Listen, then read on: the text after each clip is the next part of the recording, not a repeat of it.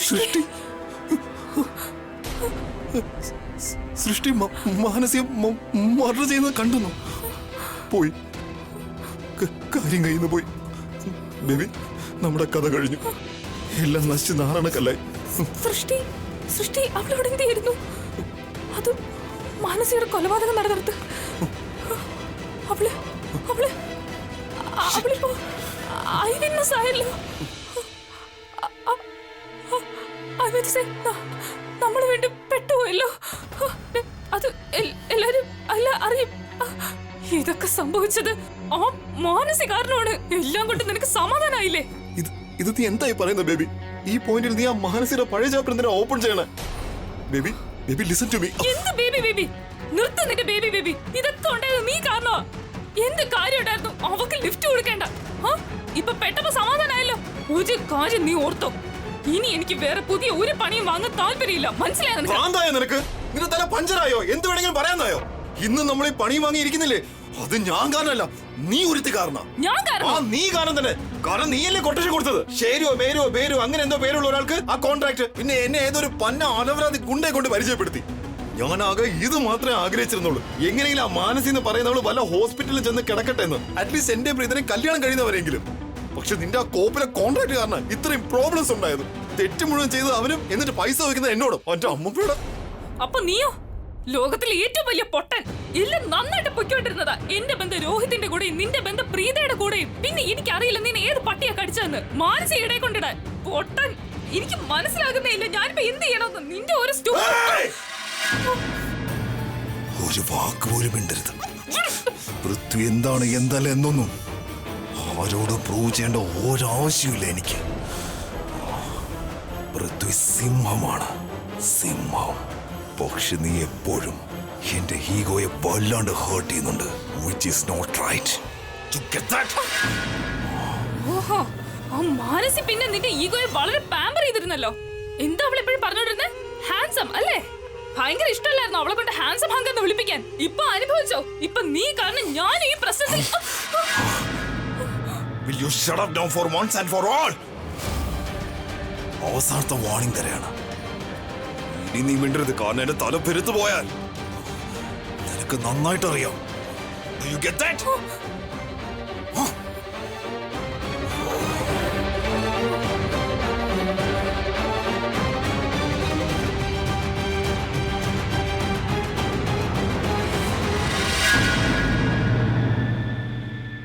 Just pass me the phone.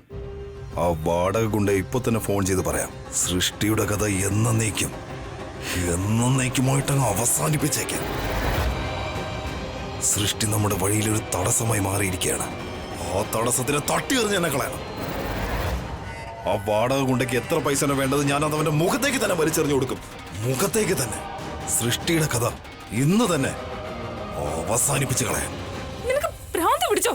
വീണ്ടും ഒരു murder? നിന്റെ അടുത്ത് വേറെ എന്തെങ്കിലും പ്ലാൻ ഉണ്ടോ? സൃഷ്ടി നിന്നെ പൂജ ചെയ്യാറുണ്ടോ? അല്ലെങ്കിൽ ആരതി ഒഴിയാറുണ്ടോ? അല്ലെങ്കിൽ എന്നെ സ്നേഹിക്കുന്നുണ്ടോ? ഇല്ലല്ലോ. അപ്പോൾ പറയാതിരിക്കോ? അവൾ പറയും പോലീസിനോട്. പിന്നെ അറിയോ പോലീസ് എന്ത് ചെയ്യുമെന്ന്? നിന്റെ കഴുത്തിലും എന്റെ കഴുത്തിലും അങ്ങ് തൂക്ക് കയറണം. ഈ പൃഥ്വി അതിനെ സമ്മതിക്കില്ല. ആ സൃഷ്ടി പോയി നമ്മളെ കുറിച്ച് വേറെ ആരോടെങ്കിലും പറയുന്നതിന് മുമ്പ് ഞാൻ അവളുടെ കഥ കഴിച്ചു കളയും.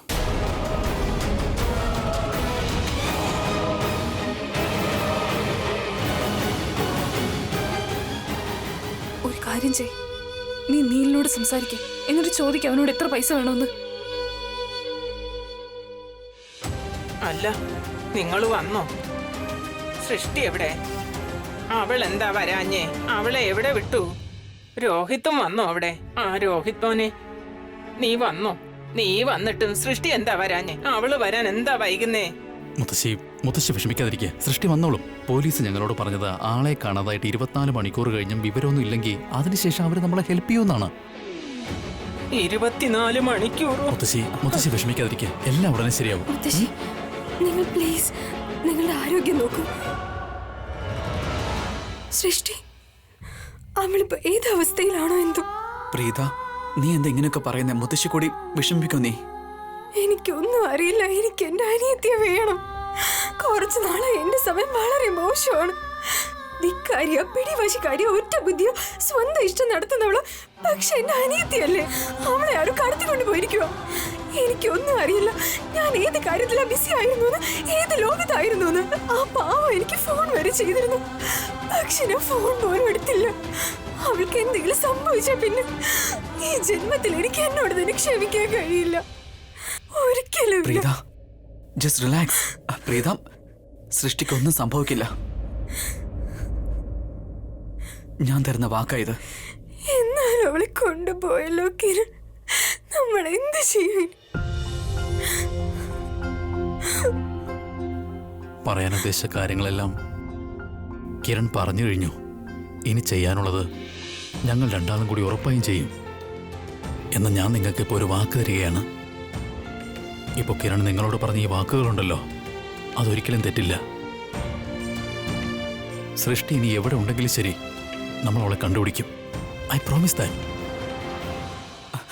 ആന്റി നോക്ക, ആന്റി ഇങ്ങനെ കരയല്ലേ. ഒരു കാര്യം പറയേ. നിങ്ങളുടെ വീടിനെ കുറിച്ച് അറിയാവുന്ന ആരെങ്കിലും, ഐ മീൻ ഇവിടെ ആര് വരുന്നു പോകുന്നു എന്നുള്ള കാര്യം അറിയാവുന്ന ആരെങ്കിലും ഉണ്ടോ ആന്റി? ആലോചിച്ച് പറയേ. പുറത്തുള്ളവർക്ക് അറിയില്ല. പക്ഷെ ഒരു കാര്യം എനിക്ക് ഉറപ്പാ, ജാനകി എനിക്കിത് അറിയാമായിരിക്കും. അവരുറപ്പായി ആ ഗുണ്ടകളെ കണ്ടിട്ടുണ്ട്. അത് ഉറപ്പായിട്ട് ശരിയായിരിക്കും പ്രീത. കിരൺ, സൃഷ്ടിയുണ്ടല്ലോ, ജാനകിയുടെ അടുത്തുണ്ടായിരുന്നു. അവളെല്ലാം കണ്ടിട്ടുണ്ടാകും. പിന്നെ കിരൺ കണ്ടില്ലേ, അവൾ കരഞ്ഞോണ്ടിരിക്കുക, ശബ്ദമുണ്ടാക്കിക്കൊണ്ടിരിക്കുക, എന്തോ സംസാരിക്കാൻ ശ്രമിക്കുന്നു, എന്തോ പറയാൻ ആഗ്രഹിക്കുമ്പോൾ. അതിന്റെ അർത്ഥം ജാനകി ആന്റിയിൽ നിന്ന് നമുക്ക് എന്തെങ്കിലും ക്ലൂ കിട്ടുമെന്നല്ലേ? ചിലപ്പോൾ അവർക്ക് ഒന്നും പറയാൻ കഴിഞ്ഞില്ലെങ്കിലും ആംഗ്യം കാണിക്കാനെങ്കിലും പറ്റുമായിരിക്കുമല്ലോ. വരൂ, ജാനകിയോടൊന്ന് സംസാരിച്ച് നോക്കാം, ഒന്നുകൂടി ചോദിച്ചു നോക്കാം. വേഗം വാ ആന്റി. ജാനകി ആന്റി, ജാനകി, എടി ജാനകി, നോക്ക് മോളെ, ഞാൻ പറയുന്നത് ശ്രദ്ധിച്ചു കേക്ക്. നോക്ക് ജാനകി, ഇന്നുണ്ടായ കാര്യങ്ങളൊക്കെ, നിന്റെ കൺമുന്നിലുണ്ടായ സംഭവം നീ കണ്ടതല്ലേ? ജാനകി ആന്റി, സൃഷ്ടി എവിടെ ഒന്നും കാണാനില്ല. നിങ്ങൾ എന്തെങ്കിലും കണ്ടിട്ടുണ്ടാവില്ലേ? ആന്റി എന്തെങ്കിലും ഒരു ആംഗ്യം കാണിക്കും. ഇവിടെ വന്ന് ഇതൊക്കെ ചെയ്ത് താരെന്ന് ഞങ്ങൾക്ക് മനസ്സിലാകാൻ പ്ലീസ് ഞങ്ങളൊന്ന് ഹെൽപ്പ് ചെയ്യും. ആന്റി എന്തെങ്കിലും ഒന്ന് പറയൂ. ജാനകി ആന്റി, ഞാൻ കുറച്ച് ചോദ്യങ്ങൾ ചോദിക്കും. അതിന്റെ ഉത്തരം അതേന്നാണെങ്കിൽ ആന്റി രണ്ട് കണ്ണൊന്ന് വെറുതെ അടച്ചു കാണിച്ചാൽ മാത്രം മതി. നോക്ക് ജാനകി ആന്റി, ആന്റിക്ക് അറിയോ, ഐ മീൻ നേരത്തെ ഇവിടെ വന്നുപോയ ആൾക്കാർ ആരാണെന്ന്? ഐ മീൻ സരളാന്റിക്ക് അറിയോ ആന്റി അവരെ?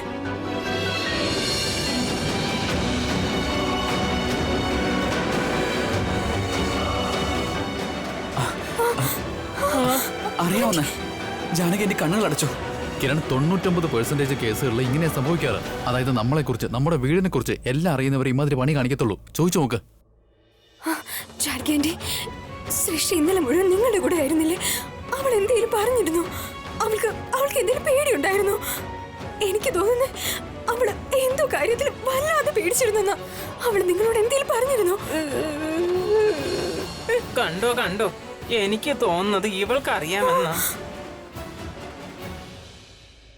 ജാനകി എനിക്ക് എല്ലാം അറിയാമേ. ഈ രസീതിൽ നിഖിലിന്റെ കയ്യൊപ്പുണ്ട്. അത് കണ്ടോ, കുറെ നേരമായി ജാനകി ഒരേ സ്ഥലത്ത് തന്നെ നോക്കിക്കൊണ്ടിരിക്കുക.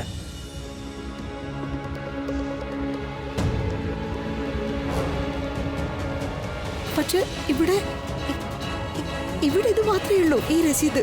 ഇത് മറ്റേ ആ ഭഗവതി കാവിലെ വേലയുടെ. പക്ഷെ ആ നിഖിൽ വീണ്ടും ഇവിടെ വന്നിരുന്നോ? 101 രൂപ കൊടുത്തിരുന്നോ? അതിന്റെയാണ് ഈ രസീത്.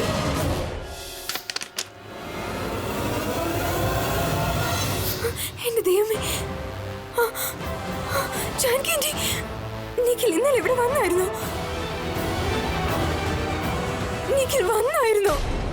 ഓ മൈ ഗോഡ്, ഇതുറപ്പായി അവന്റെ പണിയായിരിക്കും. ഭാവസൃഷ്ടി എനിക്ക് വേണ്ടി അവനോട് വഴക്കുണ്ടാക്കാൻ പോയി കാണും. പിന്നെ ഒരു മിനിറ്റ്, ആരെയും നിഖില്? കോർപ്പറേറ്റ് ആണ് ഇവിടുത്തെ. അതെ, പക്ഷെ അവന് സൃഷ്ടിയുമായിട്ട് എന്താ ബന്ധം? സൃഷ്ടിയുമായി ഒരു ബന്ധമില്ല. പക്ഷെ അവള് എനിക്ക് വേണ്ടി വഴക്കുണ്ടാക്കാൻ പോയിട്ടുണ്ടാവും. പക്ഷെ പ്രീത, സൃഷ്ടി നിഖിലുമായിട്ട് എന്തിനു തല്ലിടാൻ പോണം? കിരൺ, ഇന്നലെ എന്നെ ഡ്രോപ്പ് ചെയ്യാൻ വന്നിരുന്നില്ലേ? അപ്പോ ബൈക്കിൽ കുറച്ച് പേരുണ്ടായിരുന്നില്ലേ? അവര് നീ ഹോൺ അടിച്ചിട്ട് പോലും മാറിയിരുന്നില്ല. അവരിൽ ഒരാളാ നിഖിൽ. ഞാൻ അവിടെ നിന്ന് ഒന്ന് ക്രോസ് ചെയ്യാൻ ശ്രമിച്ചപ്പോ അവൻ എന്നെ അപമാനിക്കാൻ ശ്രമിച്ചു. അപ്പൊ ഞാൻ അവനോട് ദേഷ്യപ്പെട്ടു. ഞാൻ ഈ കാര്യം അമ്മയോട് സൃഷ്ടിയോട് പറഞ്ഞപ്പോ സൃഷ്ടിക്ക് ഒരുപാട് ദേഷ്യമായി. അവളെ ഞാൻ ഒരുപാട് തടഞ്ഞത്. പക്ഷെ ഐ ആം ഷുവർ അവള് പിന്നെ നിഖിലിന്റെ പിന്നാലെ പോയിട്ടുണ്ടാവും അവന് മറുപടി കൊടുക്കാൻ. നിഖിൽ ഗുണ്ടയാണ്. അവന് മനുഷ്യത്വം എന്നൊരു സാധനമേ ഇല്ല. അവൻ അവളെ ഒരു പാഠം പഠിപ്പിക്കാൻ വേണ്ടിയാവും ഇതൊക്കെ ചെയ്തത്. ഐ എം സോ ഷുവർ ഇതെന്തായാലും നിഖിലിന്റെ പണി തന്നെയാവും. അമ്മേ, ഇത് അവന്റെ പണി തന്നെ. നമുക്ക് അവന്റെ അടുത്ത് പോവാം. അല്ല, അവന് ഇത്ര അഹങ്കാരോ? അവനെ ഞാൻ വെറുതെ വിടാൻ പോകുന്നില്ല. നമുക്കിപ്പോ ഒരു തുമ്പ് കിട്ടിയിരിക്കുകയാണ്. Let's not waste time. Come come come come. ശരി, പോകാം. ഞാനും കൂടി വരാം. Janaki aunty, thank you so much. ശരി അമ്മ, സരള, നിങ്ങൾ ഞാൻ അവിടെ പോയിട്ട് ജാനകിയുടെ വരാം. അടുത്തിരിക്കും. ഞാനിപ്പോ വരാം. നിങ്ങൾ ഇവിടെ ഇരിക്കും. അമ്മ ഇരിക്കും. കിരൺ, രോഹിത്, ഒരു മിനിറ്റ്, ഒരു സെക്കൻഡ്. വേണ്ട, ആരും പോകേണ്ട ആവശ്യമൊന്നുമില്ല. നമുക്ക് എന്തായാലും മനസ്സിലായതല്ലേ ആരാ ഇതൊക്കെ ചെയ്തതെന്ന്. അപ്പൊ പോലീസിൽ ഫോൺ ചെയ്യാം. അവരെല്ലാം പെട്ടെന്ന് തന്നെ നോക്കിക്കോളൂ. ആന്റി, നിങ്ങൾ എന്താ പറഞ്ഞ മനസ്സിലാക്കാത്തത്? പോലീസിന് അടുത്ത് പോയാൽ നഷ്ടം മാത്രമേ ഉണ്ടാവുള്ളൂ എന്ന്. ഒരു നഷ്ടം ഉണ്ടാവില്ല, പ്രയോജനം ഉണ്ടാവും. അവര് നമ്മുടെ കൂടെ ഉണ്ടാവുമെങ്കിൽ ഉപകാരമല്ലേ ഉണ്ടാവൂ. നമുക്ക് അവരെ പിടിക്കാൻ എളുപ്പമാവും. ആന്റിക്ക് ഞാൻ പറയുന്നത് മനസ്സിലാവുന്നില്ല. ഞാൻ പറയുന്നൊന്നും മനസ്സിലാക്കാൻ. കിരൺ, ഞാൻ പറയുന്നത് മനസ്സിലാക്കുന്നേ ഇല്ല. നിങ്ങൾ ഇവനൊന്ന് പറഞ്ഞു മനസ്സിലാക്കിക്കോ. ഇവന് മനസ്സിലാകുന്നേ ഇല്ല. പോലീസ് അത്രക്കാരല്ല. നിഖിലിനോട് സംസാരിക്കാൻ ഞാനൊന്ന് പറ്റില്ല. പറയാം. തോക്കുണ്ട് അവന്റെ കയ്യിൽ എപ്പോഴും. എപ്പോ വേണമെങ്കിലും വെടിപൊട്ടും. എന്ത് വേണമെങ്കിലും ചെയ്യും. പ്ലീസ് ആന്റി, ഞങ്ങളൊന്നും വിശ്വാസത്തിലെടുക്കുക. അങ്ങനെയൊന്നും സംഭവിക്കില്ല. കിരൺ ഇപ്പൊ എന്താണോ പറഞ്ഞത് അതെല്ലാം ശരി തന്നെയാണ്. നമുക്ക് നോക്കാം ആന്റി, ഞങ്ങൾ പോയിട്ട് വരാം. മോനെ, അങ്ങനെ അമ്മേ, കിരണും രോഹിതേനും ശരിയാ പറയുന്നത്. അവരെല്ലാം അവരുടെ ഇഷ്ടത്തിന് ചെയ്തോട്ടെ. ഇതാ ഇവരിങ്ങനെ മണ്ടത്തരം പറയുമെന്ന് വെച്ചിട്ട് നീ എങ്കിലും കാര്യം മനസ്സിലാക്ക്.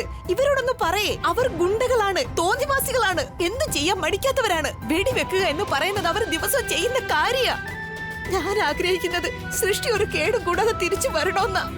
പക്ഷെ അതിനുവേണ്ടി ഞാൻ നിങ്ങളുടെ ജീവൻ അപകടപ്പെടുത്താൻ ആഗ്രഹിക്കുന്നില്ല. എങ്ങനെ വല്ല അബദ്ധത്തിൽ അവന്റെ കയ്യിൽ നിന്ന് വെടിപൊട്ടിയാലോ നിങ്ങൾക്കൊന്നും പറ്റാൻ പാടില്ല. നമുക്ക് സ്റ്റേഷനിലേക്ക് ആന്റി, ഞാൻ പറയുന്നൊന്ന് മനസ്സിലാക്കുക. ഞങ്ങൾ എന്തുകൊണ്ടാ പോലീസിന്റെ അടുത്തേക്ക് പോവാത്തെന്നുള്ള കാര്യം അവരോട് പറഞ്ഞിട്ട് യാതൊരു കാര്യമില്ല. ആന്റിക്ക് അതൊന്നും മനസ്സിലാവാത്തോണ്ടാ. ഈ പൊളിറ്റിക്കൽ ലീഡേഴ്സോട്ട് അവർക്ക് കണക്ഷൻ ഉണ്ട് ആന്റി. പിന്നെ വലിയ കോൺട്രാക്ടർമാരുമായി ബന്ധം ഉണ്ടാവുന്നേ. എക്സാക്ട്ലി.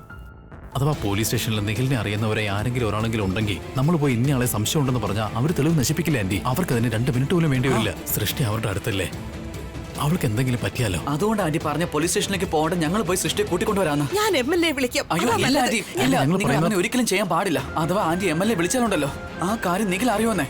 അവന് മനസ്സിലാവും നമുക്ക് അവന്റെ മേൽ കണ്ണുണ്ടെന്ന്. നമ്മൾ എല്ലാവരും ഇതിൽ ഇൻവോൾവ് ആണെന്ന്. സൃഷ്ടിയുടെ ജീവൻ അത് ഭീഷണി ആന്റി. അതുകൊണ്ട് ഞാൻ പറയുന്നത് അങ്ങനെ ഒന്നും ചെയ്യാൻ പാടില്ല. ഇല്ല, നിങ്ങൾ പോകില്ലെന്ന് പറഞ്ഞാൽ പോകില്ല. നിങ്ങൾ പോയാൽ നിങ്ങളുടെ ജീവൻ അപകടത്തിലാകും. എന്തെങ്കിലും സംഭവിച്ചാൽ പിന്നെ എനിക്ക് ഒരിക്കലും ഒരു മനസമാധാനം ഉണ്ടാവില്ല. മക്കളെ, പറയുന്നതൊന്ന് കേൾക്ക്. ചിലപ്പോ ഇനി നമുക്ക് കാണാനേ പറ്റില്ല. പ്ലീസ് ആന്റി, കരയല്ലേ. ആർക്കും ഒന്നും സംഭവിക്കില്ല. ഞാൻ നിങ്ങൾക്ക് വാക്ക് തരികയാണ്. ആർക്കും ഒന്നും സംഭവിക്കില്ല. എനിക്കോ കിരണിനോ പ്രീതയ്ക്കോ ആർക്കും ഒന്നും സംഭവിക്കില്ല. അഥവാ അവർക്ക് മറ്റെന്തെങ്കിലും പദ്ധതികളുണ്ടെങ്കിൽ അത് നമുക്ക് നേരത്തെ അറിയാമല്ലോ. ആന്റി ഒന്നുകൊണ്ടും ടെൻഷൻ അടിക്കണ്ട. ഞാനില്ലേ. രോഹിതേനും കിരണും വളരെ ശരിയാ പറയുന്നേ. അഥവാ നിഖിലിന് ചെറുതായെങ്കിലും സംശയം ഉണ്ടായ സൃഷ്ടി അവരുടെ കയ്യിലുണ്ടെന്ന് നമുക്ക് മനസ്സിലായെന്ന് അറിഞ്ഞു. അത് സൃഷ്ടിയുടെ ജീവൻ അപകടമാണ്. ഇവര് രണ്ടാളും പറയുന്ന വളരെ ശരിയാ. നമ്മുടെ സ്വാധീനം വെച്ച് തന്നെ സൃഷ്ടിയെ തിരയേണ്ടി വരും. പ്ലീസ് ടെൻഷൻ അടിക്കാതിരിക്കൂ. ഞാനും ഉണ്ടല്ലോ കൂടെ. അമ്മേ, എന്റെ മനസ്സ് പറയുന്നു സൃഷ്ടി വളരെ വലിയൊരു കുരുക്കിലാണ്. പക്ഷെ ഞാൻ എന്റെ പരമാവധി ശ്രമിച്ചിരിക്കും എന്റെ അനിയത്തിക്ക് ഒരു പോറിൽ പോലും ഏൽക്കാതിരിക്കാൻ. ഇതെനിക്ക് എന്നോട് തന്നെയുള്ള വാക്കാണമ്മേ. നീ പോകുന്നുണ്ടെങ്കിൽ പിന്നെ ഞാനും വരുന്നില്ല കൂടെ. ഞാൻ പറയുന്നൊന്ന് കേക്ക്. ഞങ്ങൾ സൃഷ്ടി തിരിച്ചു കൊണ്ടുവന്നിരിക്കും, ഒരു കുഴപ്പമില്ലാതെ. I promise U. സരളാന്റി, ആന്റിക്ക് എന്നിൽ വിശ്വാസമില്ലേ? ഇന്ന് വരെ എന്തെങ്കിലും ഒരു കാര്യം ഞാൻ ഏറ്റിട്ട് നടക്കാതെ പോയിട്ടുണ്ടോ? ഞാൻ ആന്റിയോട് കൈകൂപ്പി പറയുകയാണ്, ഒരു അവസരം തരൂ പ്ലീസ്. പിന്നെ ഞാൻ എല്ലാവർക്കും ഈ വാക്കും തന്നിട്ടുണ്ട്. കിരൺ നിങ്ങൾക്ക് തന്നിരിക്കുന്ന വാക്ക് ഒരിക്കലും തെറ്റില്ലെന്ന്. അതിനൊരു മാറ്റവും ഇല്ല. ആന്റിക്ക് എന്നെ വിശ്വസിക്കാം. ഈ തന്ന വാക്കുകളെല്ലാം എന്ത് വന്നിട്ടായാലും ഞങ്ങൾ പാലിച്ചിരിക്കും. പ്ലീസ് പ്ലീസ് ആന്റി സമാധാനമായിട്ടിരിക്കുക. സൃഷ്ടിയെ ഞങ്ങൾ വീട്ടിലേക്ക് തിരികെ കൊണ്ടുവന്നിരിക്കും. ആന്റിക്ക് എപ്പോൾ വേണമെങ്കിലും ഞങ്ങളെ വിളിക്കാം. അഥവാ ഞങ്ങൾ എവിടെയെങ്കിലും പെട്ടുപോയാൽ അപ്പം ആന്റിയെ ഫോൺ ചെയ്യാം. പിന്നെ ആന്റിക്ക് എന്താണോ ചെയ്യേണ്ടതെന്ന് വെച്ചാൽ ചെയ്യാം. Okay okay. പക്ഷെ ഇപ്പൊ ഞങ്ങൾക്കൊരു അവസരം തരൂ പ്ലീസ്. വാ ഏട്ടാ, ഒരുപാട് വൈകി. വാ, പെട്ടെന്ന് പോവാം. സൃഷ്ടി നമുക്ക് കണ്ടുപിടിക്കണ്ടേ? അമ്മ സൂക്ഷിച്ചു പോടെ. ഞാൻ സൃഷ്ടിയെ കൊണ്ടേ വരൂ.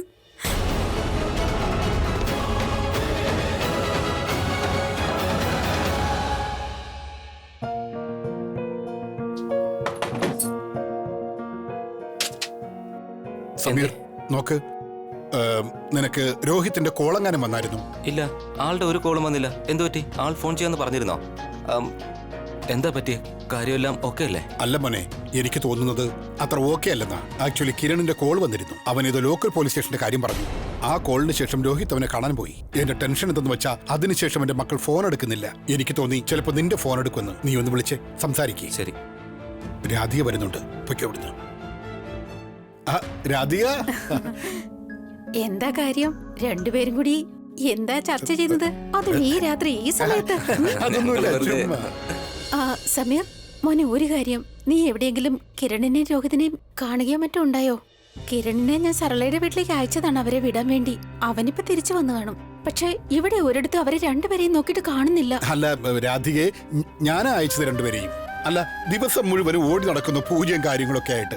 ഞാൻ ആ രണ്ടുപേരെയും പുറത്തേക്ക് വിട്ടെ. ടെൻഷൻ അടിക്കേണ്ട, വരും. രണ്ടാളും തിരിച്ചു വരും. ഇങ്ങനെയൊക്കെ പറയുന്നത്? പക്ഷേ നിങ്ങൾക്ക് ഇതെങ്കിലും എന്നോടൊന്ന് പറയായിരുന്നു. അവരെവിടെയാ പോയത്, ആരുടെ കൂടെയാ പോയത്, വീട്ടിൽ അവരെപ്പോഴും തിരിച്ചു വരൂ എന്നൊക്കെ. സമീർ, നിന്നോട് അവരെന്തെങ്കിലും പറഞ്ഞിട്ടാണോ പോയത്? ഞാൻ അന്വേഷിച്ചിട്ട് വരാലോ. അല്ല, ഞാൻ പറയുന്നത് കേൾക്ക്. അത് തന്നെയല്ലേ അവൻ ചെയ്യണേ. നീ ഉണ്ടല്ലോ ചെറിയ കുട്ടികളെ പോലെയാണ്. ആ സൃഷ്ടി ഉണ്ടല്ലോ നീളക്കാരി, അവളുടെ പോലെ സംസാരിക്കണേ. ഏതൊരു കാര്യത്തിലും പിടിച്ച പിടി അവൾക്ക് വിടില്ല. നീ മെച്ചോടല്ലേ, വലിയ പെണ്ണല്ലേ, കുട്ടിയൊന്നുമല്ലല്ലോ. പിള്ളേരുടെ കാര്യം മാത്രമല്ല, ഇടയ്ക്ക് പാവം ഈ ഭർത്താവിന്റെ കാര്യം കൂടി ആലോചിക്കുക. വാ വന്ന് എനിക്ക് കാപ്പി കുടിക്കാൻ തോന്നുന്നുണ്ട്. വാ, എനിക്ക് കാപ്പി ഉണ്ടാക്കിത്താ. ഞാൻ നിങ്ങൾക്കൊക്കെ ലാസ്റ്റ് വാർണിംഗ് തരുവാ. എന്നെ ഒന്ന് അഴിച്ചു വിടും പ്ലീസ്. കഷ്ടമുണ്ട്. അഥവാ എന്തെങ്കിലും പണി ഒപ്പിച്ച് ഞാൻ ഇവിടുന്ന് രക്ഷപ്പെടുകയാണെങ്കിൽ പിന്നെ നിങ്ങളുടെയൊക്കെ കഥ കഴിഞ്ഞെന്ന് തന്നെ നിങ്ങൾ വിചാരിച്ചോ?